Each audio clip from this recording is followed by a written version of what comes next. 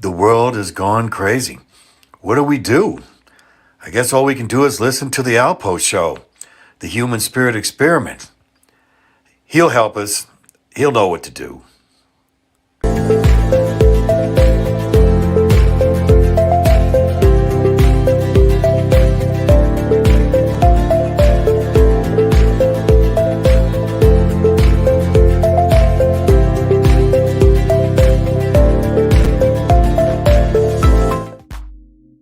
And welcome to the Alpough show, the human spirit experiment,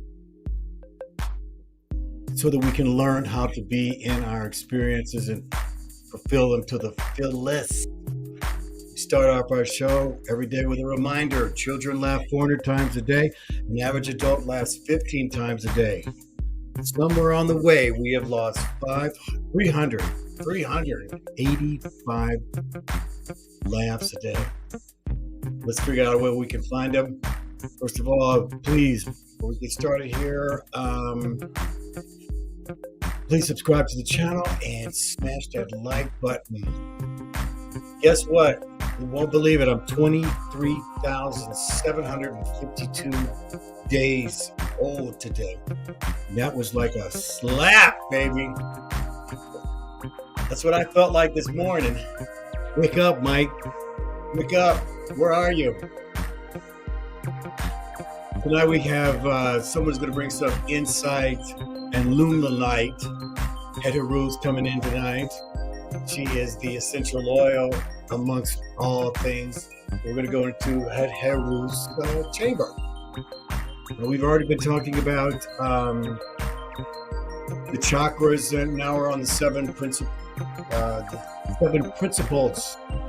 And I think it's our 7th week, reciprocity.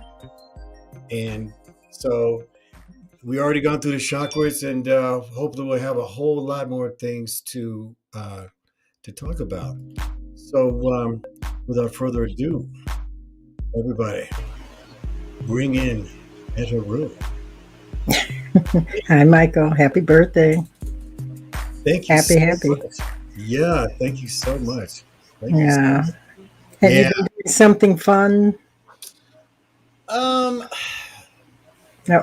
sounds like a no. Well, actually, I was rushing back here. I wanted to have my mother sing happy birthday to me. So I went down, and we had Burger King and French fries and coconut cream pie and pecan pie. And, she sang happy birthday to me. That was very nice. Yeah. Yes, she's in a memory facility, so things always kind of come in and out, and so she got it literally together. So yeah, and then of course I'm having this show with you. It's a lot of fun doing this. So this is all part of what I do anyway. So this is really apropos that you're with me on my birthday. Yeah. Yes, on my 23,752nd day. I was thinking about this. What sounds older, 23,752 days or 65 years old? Well, see, my reality is that, there is no death. There's only life. So 23,000 is just, a throw in the bucket there. So you're much, I don't know. This age thing is an interesting thing that we've created.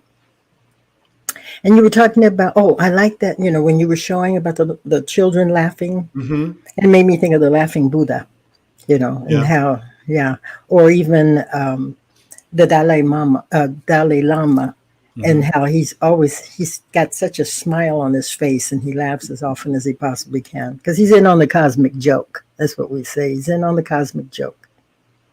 Yeah, well, if you're in on the cosmic joke, then you have the ability to laugh, because that's a good thing to say. So how we react to everything is important. Now, if you react angry on something, let's just say an example. So you react angry. What happens? Your blood pressure goes up. your heart starts beating. You're starting to get angry. You're actually losing control. Okay, Correct. or the possibilities you're heading down that road. Meanwhile, if you react with a laugh, Mm-hmm. it actually makes the what happened a little easier. Just Right. whoa, Right. woo, whoa, Right. Yeah. you know, and it gives you well, it's close, next to an orgasm. Funny, It's laughter true. is That's the, true.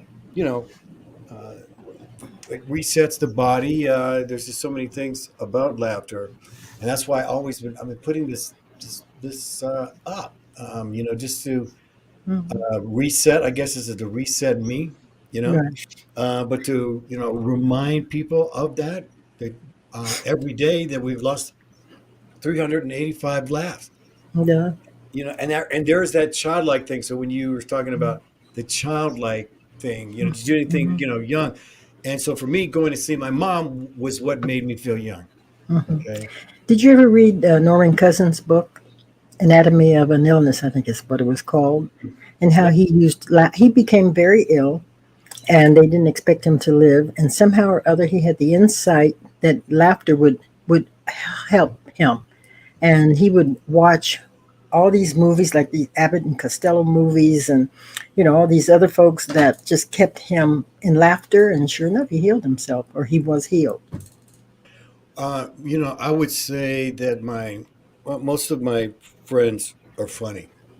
So I think Hmm. most of my best friends have a way of always wanting to laugh. We're always trying to figure out a way to laugh at things. And you know, the key, guys, if you having issues getting a girl, I'm not kidding you. You better learn how to make her laugh. You better go and read some joke books, okay? Because if you can get a woman to laugh at one Hmm. of your jokes, she gets Hmm. comfortable. And, Hmm. and, and I've noticed people that make people laugh, people are more comfortable around them. True. And I have a so Chi- I have a you, Chinese friend that I dance with whose name is Chung, and I hope he's not listening. Chung makes me laugh because he's not the best dancer in the world. And I don't know if he's aware of it. I think he is. But out of nowhere, all of a sudden, he'll make a pose. He'll start doing this kind of stuff. And I love dancing with him. And in my own mind, I'm 10 times a better dancer than he. Um, but I love dancing with Chung because he makes me laugh. what, hello? Yeah. Yeah, Chung? Yeah. No, no, no, no, no, no, no. She wasn't talking about you. Oh, That's right. I wasn't talking about you, Chung. hey, no, no. Okay, man, I'm about to show. Okay, hold on. He said he'll be talking to you. I'm sure. Sorry. The tattletale. Okay. That's why I couldn't do anything like illegal. If I ever got caught, I'd be squealing. First thing, squeal. Okay. So nobody, Okay. do not try and get me to rob a bank with you. Do not Right, right, ask me to right, do right. any illegal activities. Right, right, So right. don't ask me to do drug deals or anything like that because I'll squeal the moment we all get. He did it. He did it. Okay. Like what you just did. Yes, but you warn. See, that's communication. Mhm, okay. So we're talking about here. What's not reciprocity? Is this our seventh week Reciprocity. in this? This is the seventh. This is the Wow. seventh of the seven principles of Ma'at. So this is our 14th. It's our 14th time. Yeah. Yeah, we did the seven chakras. Must be having a good time because it's gone fast, Yeah. huh? Yeah, you got to check out our oils. We're going to go to give you all the information on the website and just the chakras and how they work. And Mm-hmm. just to let you know that these are not your ordinary essential oils. These oils literally can change the way your life is. Whoever would have thought, 15 years ago, when I realized, we all come from the cologne age, Mm-hmm. brew, Mm-hmm. smooth, root, hootie toot. So and the moment I started using Het-Heru's essential oils, I never, ever, literally ever bought cologne. ever. Never bought a cologne ever again. Yeah. Never have since. Yeah. I've never bought cologne. It was like this is the representation Mm. of who you are, and how you what you get out of it, it passes on to others when they smell you. True. And And you know, also, the essential oils work better with your own body chemistry. Many colognes they include what do you call it, alcohol in them. And so there are often times when I'm walking behind someone who has sprayed himself or herself with cologne, and it's very uncomfortable for me. It's an unpleasant scent. And I always remind people not every scent is for you when it comes to perfumes or colognes. Work better with other people, but because the advertising is, oh, use so and so because it's going to be this and that. And so you go and buy it and you wear it, and it's really not working for you. also there's something in colognes that's like smells like pesticides. That you Yeah, can they put really kind of alcohol in it. yeah, it's an alcohol and alcohol and that so it dries out your skin. Mm-hmm. So yeah, if you haven't, please go to her. We'll give the website here in a second. We're always going to be chanting on this for you because this is for you all. I'm not kidding.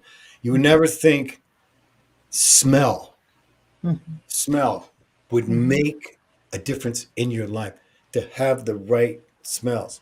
But the moment you try her het-heru.com, um, you should definitely get the sample just to check it out, and you'll be hooked. There you go.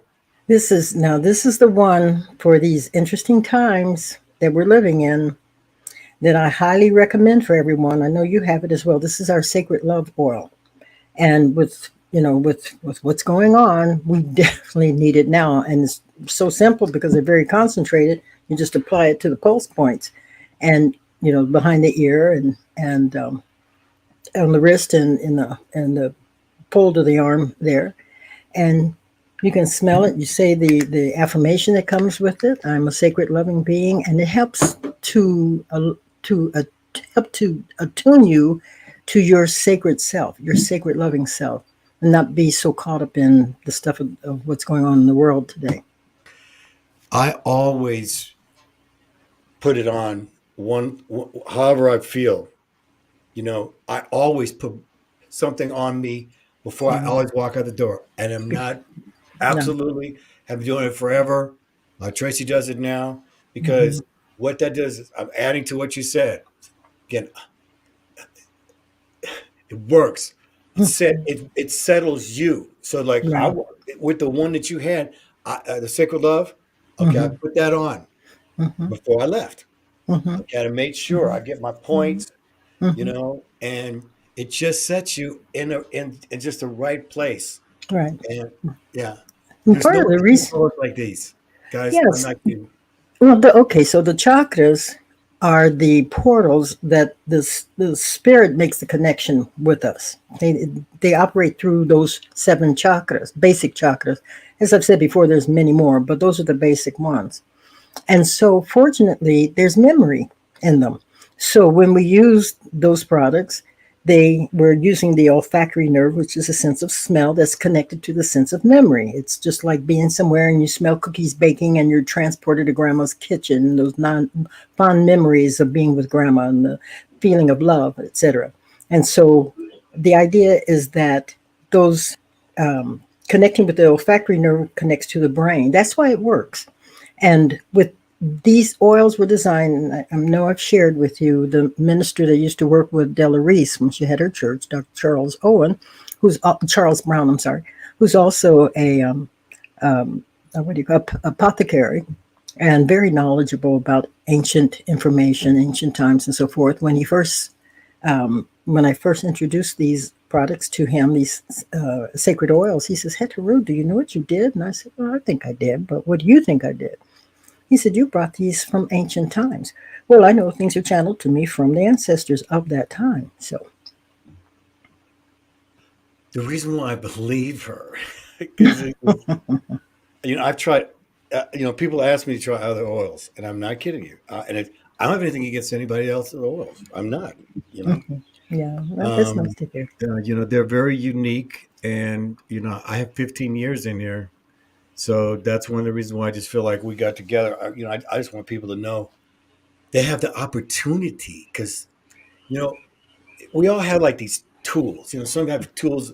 Like calmness. Mhm. You have Mhm. somebody who knows about figures. You get tool, but you don't even have mechanical tools. But these essential oils are actually tools. Okay, if you can True. look at them like that, on how to set your body Mhm. through these oils, and to understand them, when you identify, like each one of them net or had her, I mean, met her, net her. Right. Okay, so when you smell it, what the thing of it is communication. All right, so I'm Mhm. just giving you an example. So when Mhm. I It's put it true. on, it Mhm. just makes you breathe, and Mhm.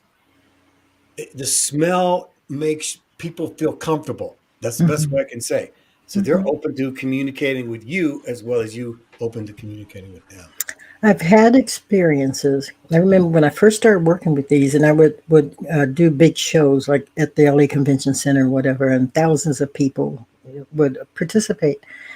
I would have people come to the table. They would experience the sacred oils, and I would get all sorts of responses: giggling, laughing, crying. Some would just space out. And I would sit there and I go, "Aye, okay, so I see what these are about." And that was it helped me because, like I said, I didn't study aromatherapy in this lifetime. I probably had some experience in other past lives, but not in this life. But I do channel. And this was all the ancestors were channeling. They told me this is what they wanted me to do, and they continue to tell me the work that they want me to do. I do their work. And that's fascinating. I think the thing that would Heteru for me, bringing her here, is a different perspective on how, and we both have a different perspective on how we hear.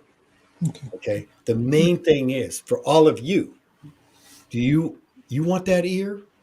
Mhm. Okay, sometimes you have to sit in silence for a long time, and so that you can hear. Okay, you can hear, but living in the moment is what always gets you there. And Mhm. so, like for us or Haru, it's like, well, it's a routine now, Mhm. right? Yeah. Right? There's no. This is who you are. You have this relationship, and with the ancients, so that's what makes you unique. I mean, without a doubt. I mean, to me, Makes me or people in general unique. no, I said it makes you unique in the fact that you can hear. I But okay, part I of this got whole you. thing is there's no way you couldn't had Haru if you Hmm. didn't know how to listen. Yeah, that's true. You That's know, true. I yeah. was been especially at the beginning of my journey, a serious meditator. Serious. I have gone through such a purification from fasting to meditation through all sorts of things in order to get to a place where I could be a channel for these to come through. And one of the things I like about the work that I've done over the last 50 years plus is that it seems to always help in some way. And that's important to me. Even if it's something simple, like the teacher, that Reverend Ike, who used to say there's healing and blessing even in a smile. Sometimes that's all I do is just look at someone and I give them a smile and they'll smile back and I can see the transformation that takes place. I remember when I first started doing yoga teachers training programs, and my students felt that they had to be like me. And it's like, that's not going to happen because I've been doing this a lot more, many years than the few months that you've been doing this. But be patient because you will, and eventually, because when I first started, I was only 19 and I met Indra Devi when I was 20. And so I was imitating Indra Devi. What else am I going to do? But by the time I was around 30, I would say, moving toward 30, I began to develop my own particular style. And I was listening to my own messages, and I had to be true to that. I have a question, two questions in one Okay. here. Okay, so Okay. what is the biggest conflict happening between men and women today? And also, is it because everyone's more complicated? I don't. I think we're going. Okay, we're going through such a transitional period. It's funny because I was having this conversation with a gentleman older than I earlier today, and that was his comment that how much things have changed. Now, we come out of a generation where men would that's nice to hear, where men would pull out our chairs for us to sit or open the door for us, or, that type of thing, or they would take us out and spend their money. But it's difficult now for men to take on the responsibility. The financial responsibility now has to be shared, and so I think that that's had an effect on the relationships. Also, men are being forced to accept us. We're forcing men to accept us equally. Now, in the time of Ma'at, okay, like the seven principles, women were raised in high esteem and were considered equal. But we've gone through this long period of the man being the patriarch, the man being, held up high, and the woman, considered less than.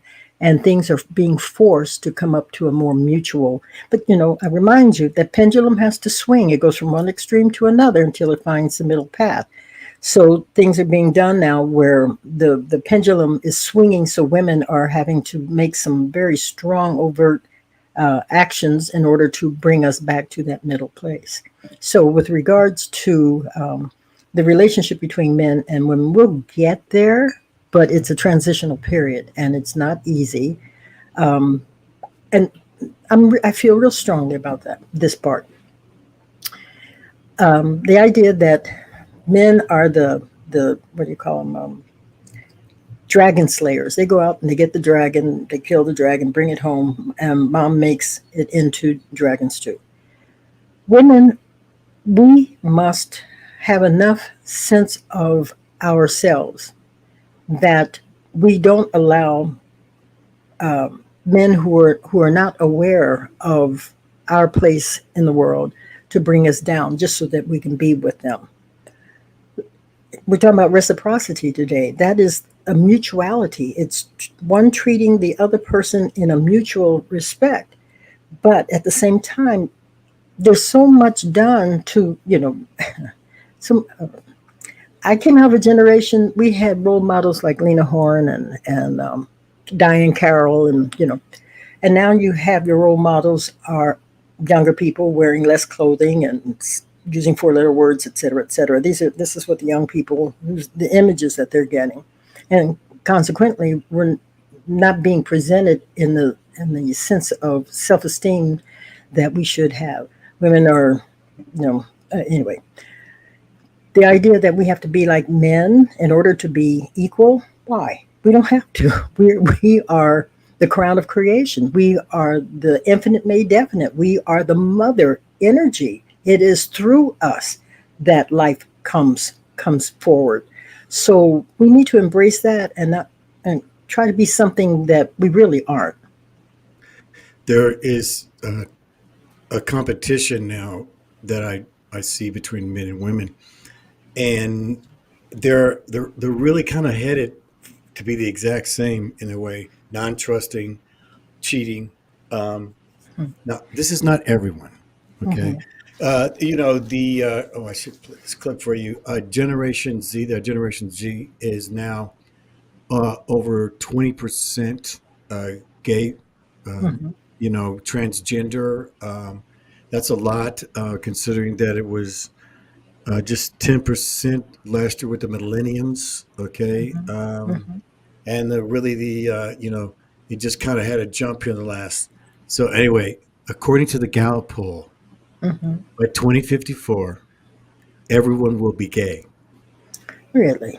Yeah. You mean Now, like happy or no, I meant of what I just said. Now it was 2024, you said? no, Oh, 2054. 54. Oh, really? So they've seen that far into the future. Well, just according to statistics, Yeah. just according. No, listen. No, Yeah. if you look at the statistics and you see Mm-hmm. that it's over 20% here in Mm-hmm.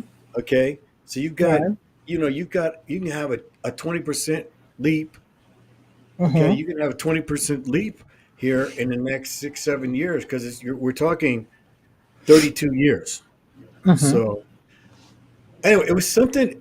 Look, Well, I mean, it's it was possible, and if very that's the case, there must be a purpose for it. But I don't see that happening. yeah. Okay, so And I'm psychic. well, I'm. It's not something I'm saying. I want to have. I just happened to see it on a clip Mm-hmm. from Gallup. No, it was from Gallup, the Mm-hmm. Gallup poll. All right, we've been Mm-hmm. Gallup poll's been around since you and I were kids. Gallup poll has Mm-hmm. been around, and that was Yeah, the but only they reason don't. why it took me a step back on it. Mhm. It's kind of But it is. they don't know what's going to happen the next, what is that, 30 years or something like that? They don't. These same folks are predicting all sorts of predictions. And most of the time they're rooted in fear. That's one of the ways to control people. But you know what? If that's the way it is, that's the way it is. But intuitively, I don't see that happening. Unless So there's a different interpretation of what gay will mean in 30 years than what it means now. well, I think that's more of what it is because Hmm. it's turned into LGBTQIA. Yeah. Okay, so HIJKL for the yeah, so balance then our they're gay adding, community. and Yeah. again, they may make everyone, have to pronounce it in all those initials. You know what I'm saying? Hmm. So, Oh. um, the the, the lack of trust, and transparency. Between men and women. Yes, that Hmm. it's very difficult to let you know being transparent, to let Hmm. someone into your heart. Okay, to Hmm. trust them to be faithful. Hmm. Okay, that's a big one. Hmm. All right, to be faithful.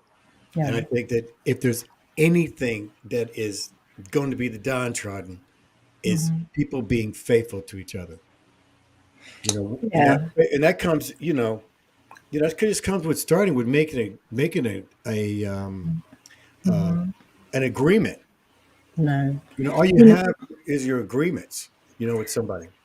when I was a child, excuse me, my mother used to tell us all the time, you can't trust men. That had been her experience for whatever reason. And the three men that I married, I never had any issue like that. Um, I didn't embrace what my mother said. I believed I had enough that I could intuitively know if someone, again, we're going back to reciprocity. I'm monogamous, and through the law of attraction, I managed to attract in marriage monogamous men. So I believe that's what we're able to do. And a lot of my girlfriends who have been married, they've had the same experience. They've never had any issue. So no, it's not. It's been unfair to men. Some of the things that we said, and we dog men. That's not fair. Not all men are the same, Well, yeah, that's right, absolutely Michael? true. You're not like that. Yeah. No, Yeah, no, no. not I all mean, men. and also people grow up. All Yeah, right. I exactly. think personally, no, I'm not. I'm only being general. I am just being strictly general. I People should understand. wait a little while before they get married. They shouldn't get married at 18 or 19. If you could do it, at least in your 20s or 30s, where you've got so Hmm. much experience, so that there's no issue about trust or Hmm. transparency. Right. You've had some experience. Not everyone has it. Starts a really yoga student so young, and Hmm. put in that kind of position in the 20s. You know, I so don't think I could have been with someone that was in my age who would have accepted the responsibility that my husband did, who was 27 years older than I. He had the maturity, he had the vision, and he wanted to support me in helping me to achieve my goals. But someone that's the same age as his path is generally a different path. that's so interesting. Oh, I know some people that could really relate to that. A lot of times, especially women who really want to make something out of themselves. okay, who wants to be, famous, very successful, and at the same time they want to get a great man, you know, and see, the whole thing is, and I've explained this to numerous ladies.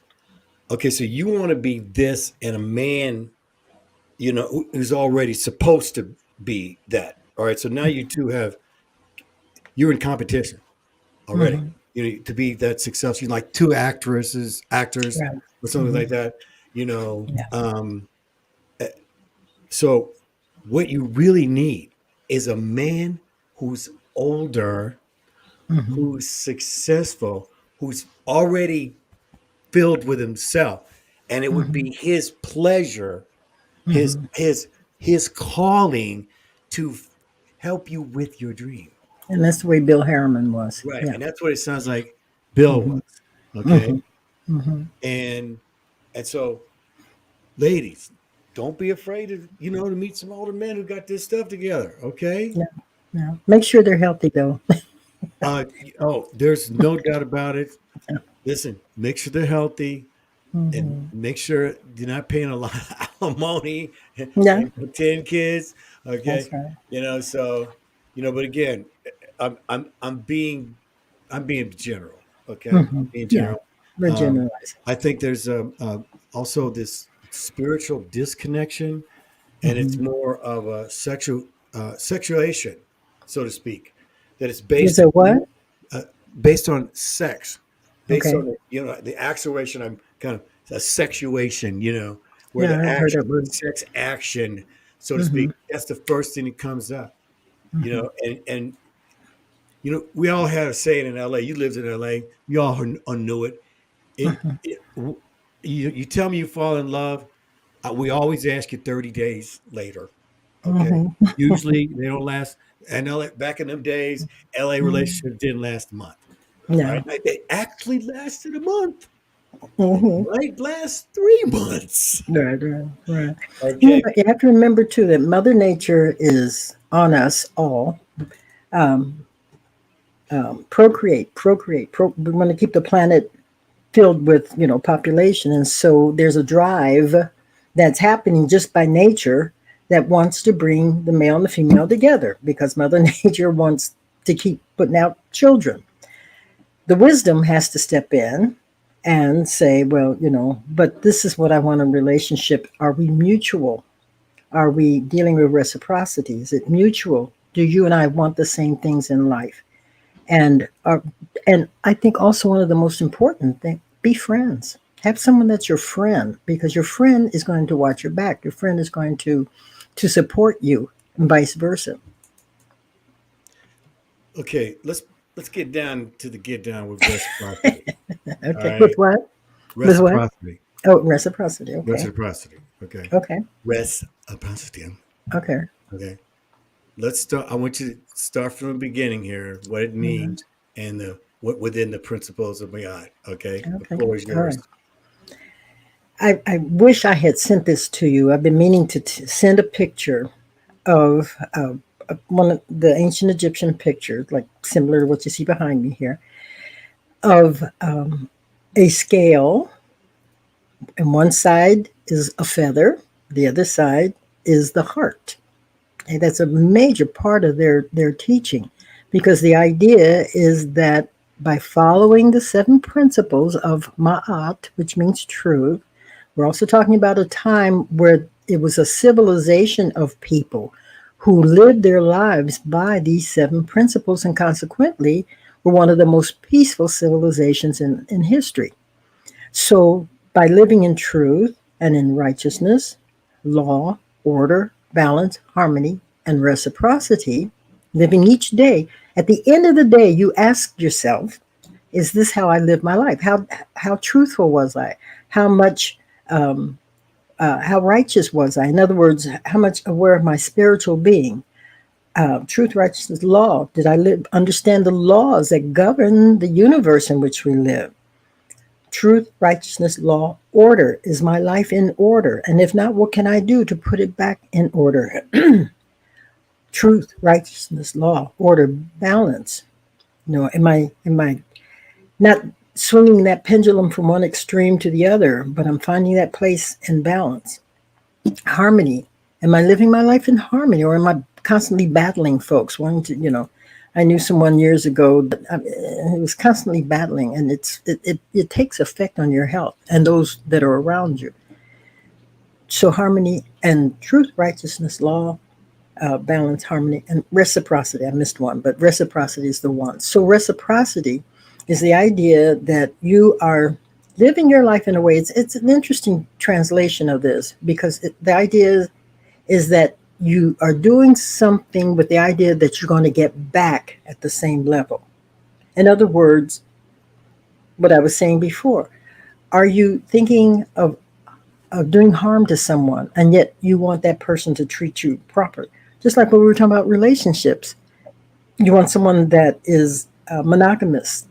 Are you monogamous? You want somebody that is loving you unconditionally. Are you loving unconditionally? So the whole thing is that what you want to experience in your life, whether it's in relationships or however you're living your life daily, are you living in your being? Are you living like that? So at the end of your life, your time here, if you've lived by those seven laws, those seven principles rather, um, guiding your life, your heart, the heart will be so light, okay, that it'll be as light as the feather of Ma'at. And that is what carries you when you make your transition.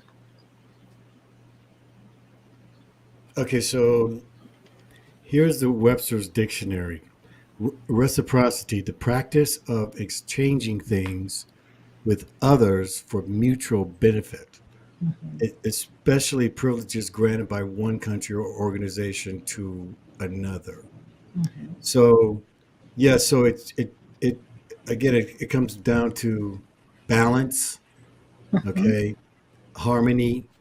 Mm-hmm. It's like these seven principles, they seem to intertwine.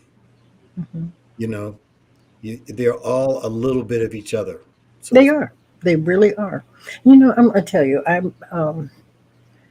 for the most part, the experiences that I have from day to day, I have wonderful experiences and exchanges with people. Every once in a while, I'll have something that's a little, Yankee for want of another term. But in general, I get really wonderful responses from people. When I go out to dance, I have people just come to me, and they're very loving and caring and affectionate and so forth, and very appreciative. And so, but I know, because what they're getting from me is what they're giving me is the same thing I'm giving back to them.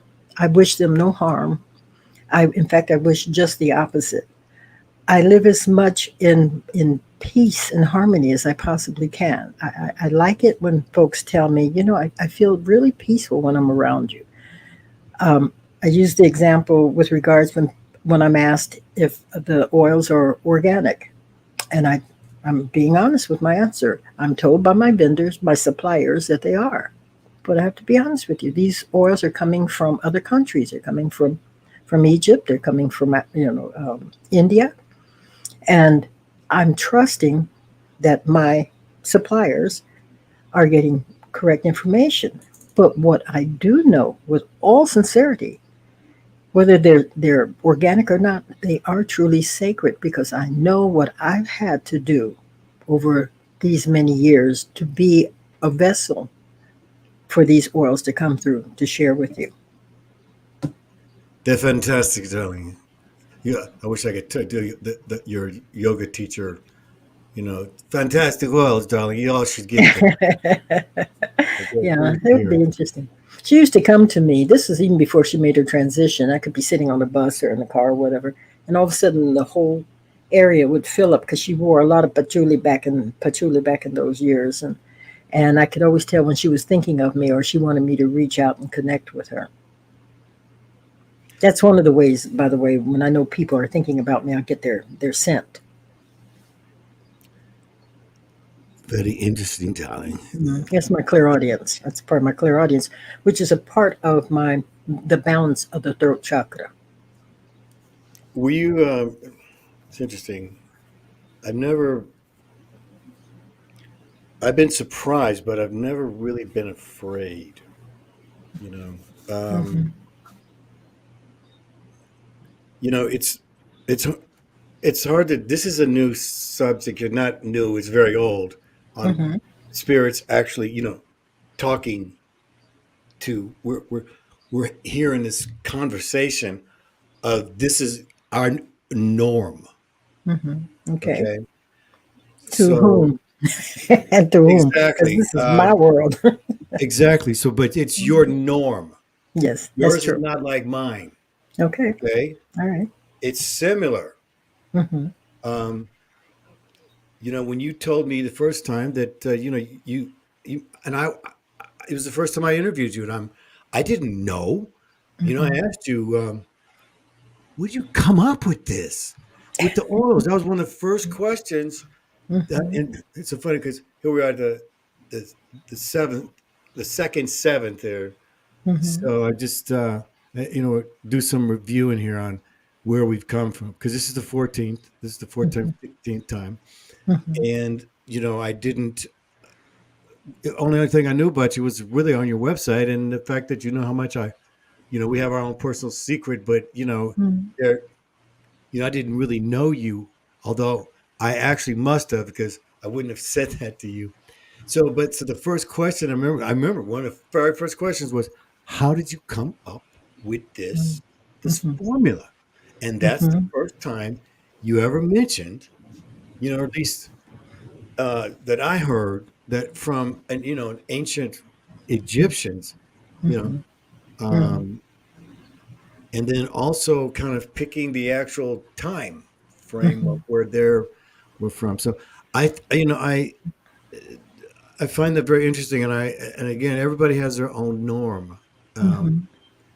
so were I you? assumed, well, I assumed that my incarnations were in India because I had such a connection to yoga and the Indian culture. But something was missing. And I couldn't figure out, I didn't know at the time. I just knew something was missing. My second husband is a historian of African history, culture. And through him, I made the connections with some of our great African and Black scholars, people I didn't know anything about. And on one of these lectures, I think it must have been, I can't think of his name, Clark, I think, Henry Clark. And he's since passed away, but if you can get a chance to read any of his books and you haven't, do so. He's a very knowledgeable man. But someone began to talk about ancient Egypt. I don't know if it was him, but someone began. And all of a sudden, I mean, my eyes were just tearing, and I felt such a strong connection because as I began to study, I realized that yoga did not the word yoga began in India because that's their language, but the concept of it did not. It began many thousands of years before with the culture of ancient Egypt. And the more I got into it, the more I felt this is my connection here, and I was able to begin sharing this information. Not everyone in the yoga community was pleased with that. So what else is new? I remember one yoga teacher telling me, well, you've always been the rebel of the yoga community. But for me, it's about truth.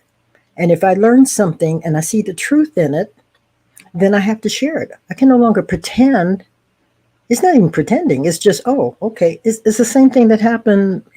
I've been talking about the difference between a Piscean age approach to yoga and Aquarian age.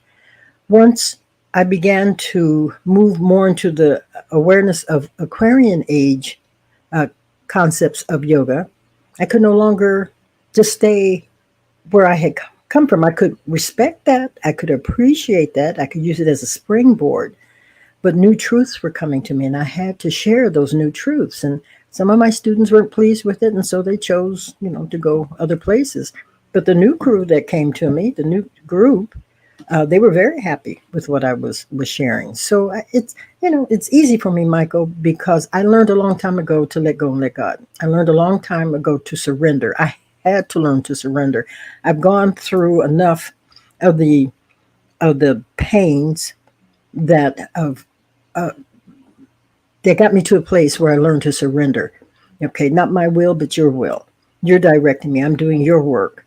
This is the work you told me. You want me to concentrate on healing, but to focus on healing by concentrating on the chakra system. Well, okay, I thought I would was already doing that, but then you gave me the sacred oils, the Nefertum sacred oils, and the whole history and the whole culture that I wasn't involved in.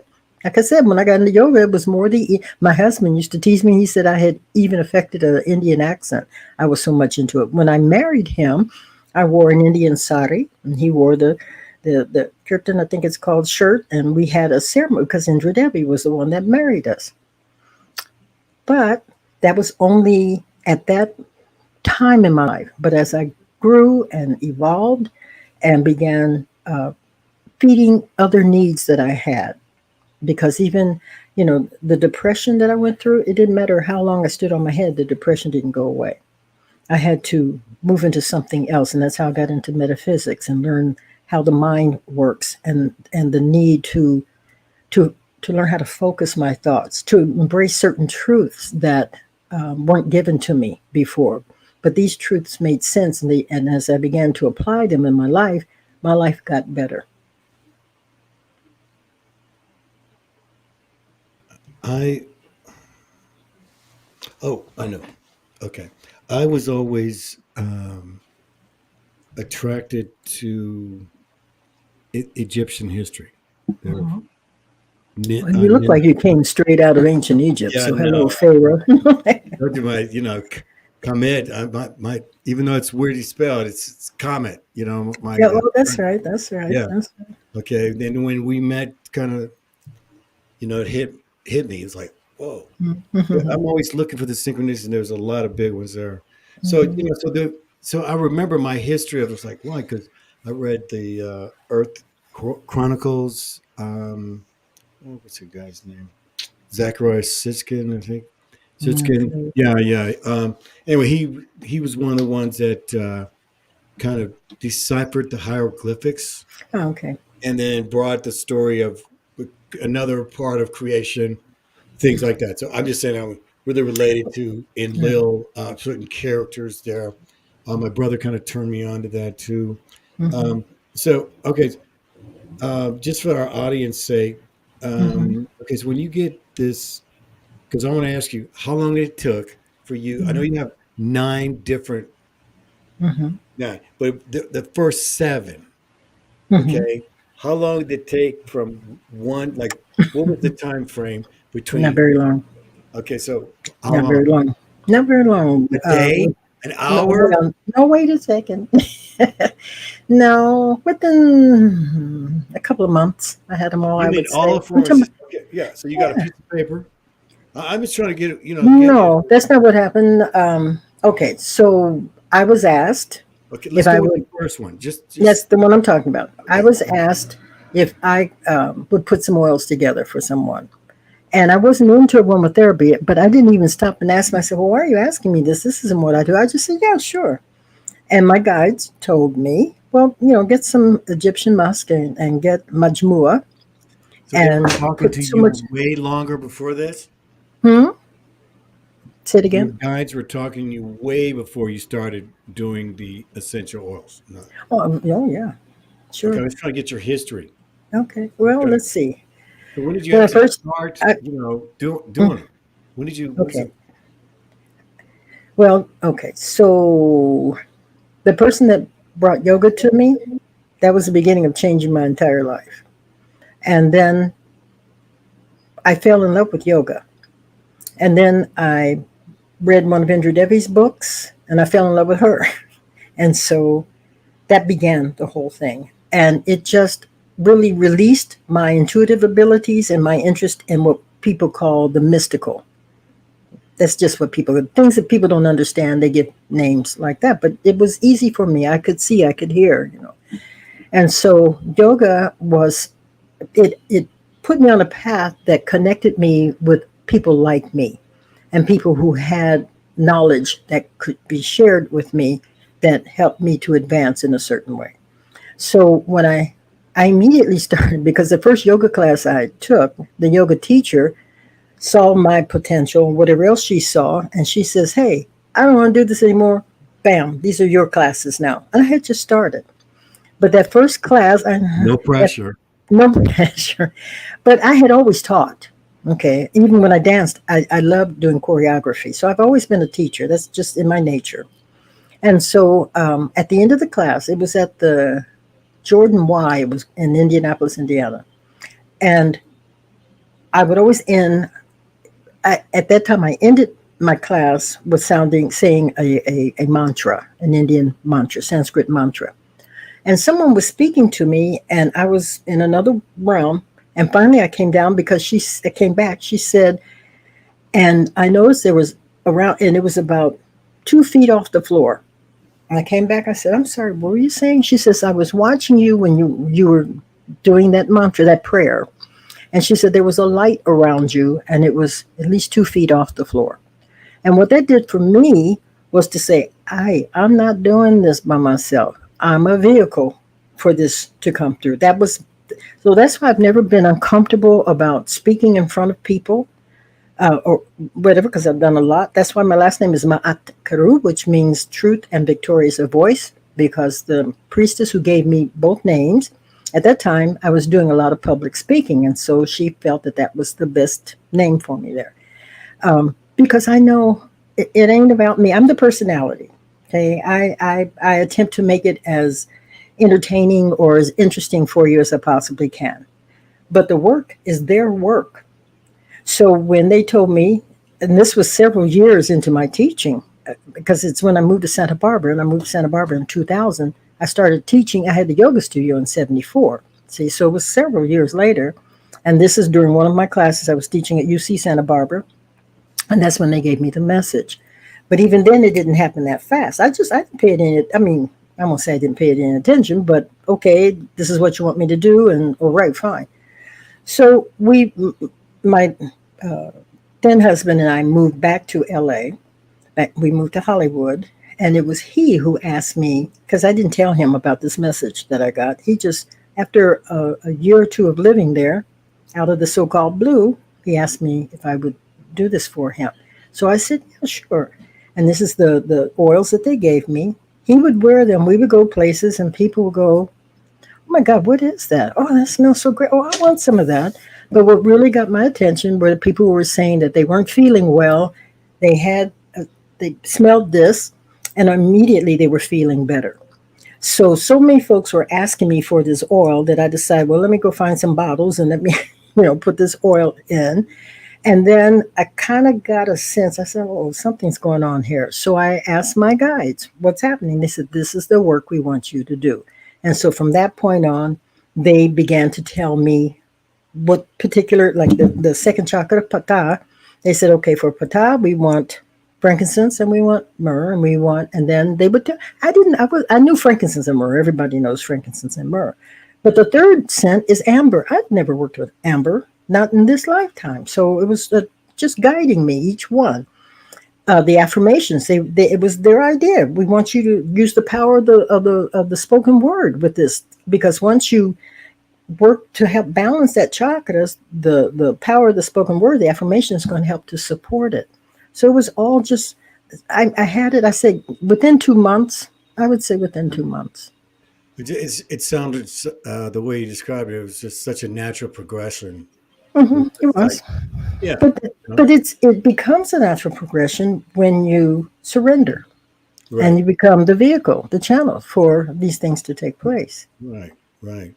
Well, we're coming to the top of the hour. I just want to thank you, for My coming out here, pleasure, giving your y'all. wisdom. It's always a lot of fun. Uh, Yeah. any final thoughts before we let you go? I know she didn't say anything about what went down with these children. And I just want to say that things happen, we don't always know the reason for them, and we don't know the souls that are participating in it on either end. The best thing we can do is put our sacred love oil on and stay balanced and focused, but also trust that there's a reason. And when you are in your prayer or in your meditation or whatever, just send love and light to these folks that have left the way that they left, and the parents, the people that love them, who are remaining, because they need that from us now. Yeah, yeah, I'm glad you brought that up. You know, we've had so many things, just like these children, just like the with the Roe v. Wade coming up here. For me, it this could always drive me into depression, but now I have the peace to know that mother has taken every fetus. She takes all the children. That's right. They are, and that's only part of the thing that gives me peace. And I'm so glad you brought that up. It was a very tragic thing, and we've had so many here recently, and I'm trying to kind of lean on you. You say this is just a cycle, and I'm like, this is just some crazy people. It is sure, but that pendulum is swinging. Okay. Okay, that All right. pendulum is swinging, and the planet it's on its way toward being a sacred planet, and we souls have agreed to participate in it. So, what's most important is staying in truth. Know who and whose you really are. And staying sacred, just like Yes, sir. even in this crazy world, you can Yeah. still be sacred. You can still have Yeah. holiness in your life and freedom. So And know wherever you are, that which we call God or light or truth or whatever you want to call it is. Okay, so people say, "Oh, aren't you?" No, why do I got that from Indra Devi. I remember her saying, "If it ever gets to a place in my life where I have to be scared of people," she said, "I don't want to be here anymore." So it's about love. She was one of the most loving people I know. it all comes down to love. This is where It does. where and where we come from, love, and where we going back. So And that's what this planet's about, is teaching you love. yeah. Thank you for your love. Happy birthday, my darling. Thank you. You're welcome. I don't know if I'll be around for 23,752 None of us later, know. but it's been fun. So thank you so much, Het-Heru. Thank you, darling. Take care. So what's so funny about everything is, again, we always want to talk about finding that laughter. Okay, life is serious, and I know it is. Believe me, it's what I study every day. And we all feel like a real. If you made it to the end of this, there's no way you could not laugh. So Bruce Lee said, one of the best lessons you can learn in life is to master how to remain calm. How to remain calm. And I think that is one of the most important things. But sometimes we all need help. We all need a helping hand. And it's okay to ask that. And see which way we're going. It's hard to even sometimes know where some people are going to be sleeping tonight. And I just think it's very important that we all come together to be an adult of our spirit, to be an adult of our decisions. And the main thing is, we talked about reciprocity, the practice of exchanging things. But the main thing we want you to leave is exchanging love. Thank you so much, Het-Heru, for being here tonight. Hope to see you again next week. I'll be back later on tonight with my late night show with the day's news thing and everything. Got a funny twist on there. Got a lot of stuff going. We'll see you next time. So we'll see you next Wednesday, Het-Heru. We'll figure out a great story.